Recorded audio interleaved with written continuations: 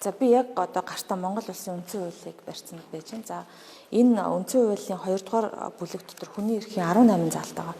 Энэ 18 заалтаас хөгжлийн бэрхшээлтэй иргэдийн хувьд ялангуяа 10 заалт нь бол тодорхой хэмжээгээр зөрчилтэй байна гэдэг. Хүн төвтэй байна гэдэг нь одоо хүн энэ 18 эрхийг л эдлэх ёстой байхгүй. Эдлэх ёстой, боломжоор хангагдах ёстой. Би жишээ ярил л да.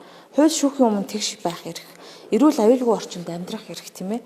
За өндөр наслах, хөдөлмөрийн чадвар алдах, хүүхд төрүүлэх, хасрах одоо энэ дээр дэмжлэг авах. Эрүүл мэндэд хамгаалуулж эмнэлгийн тусламж авах эрх. Сурч боловсрох эрх. За улс төр эдийн засаг нийгэм соёлын амьдралд оролцох. Тэгээ энэ эрхүүд гээд ингээд халдашгүй чөлөөтэй байх эрх. Төр түүний байгууллагаас хуулиасаар тусгаалan хамгаалуул зохих, нууцд хамаарахгүй асуудлаар мэдээлэл хайж хүлээх хэрэгтэй. Мэдээлэл авах эрх гэдэг.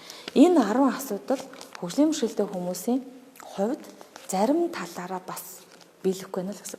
Жишээл та нар боддоо зөрчлийн тухай хуулийн дээр жишээлбэл ийм хуулийг зөрчих юм бол иргэн ийм одоо хариуцлага хуулийн нэгэ заасан байгаа. Хөгжлийн бэрхшээлтэй хүний эрхийн тухай хуулийг зөрчвөл ийм байх ёстой гэдэг заалт байхгүй. Тийм болохоор өнөөдөр бид нар хуулиндаа заагаад өгсөн боловч хэрэгжүүлэхгүй байгаа хариуцлага байгаа.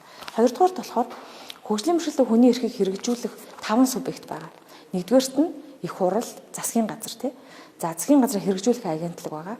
За хамгийн дөрөвдүгээрх нь орон нутгийн удирдлага байгаа. Өөрөөр хэлбэл одоо засаг дарга нар байгаа. За тэгээд иргэд аж ахуйн нэгж байгууллага, төрийн бас байгууллага гэдэг. Ингээд 5 төрлийн ийм субъект байгаа байхгүй. Энэ 5-аас хамгийн одоо оролцоог нь жоохон эрчимтэй явуулахгүй бол болохгүй байгаа.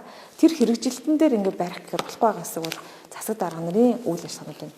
Магадгүй тэдгэрийг бид нар одоо шаардаж те энэ хүн төвтэй ажлаа хэрэгжүүлээч гэж ярих цаг нь болсон баха.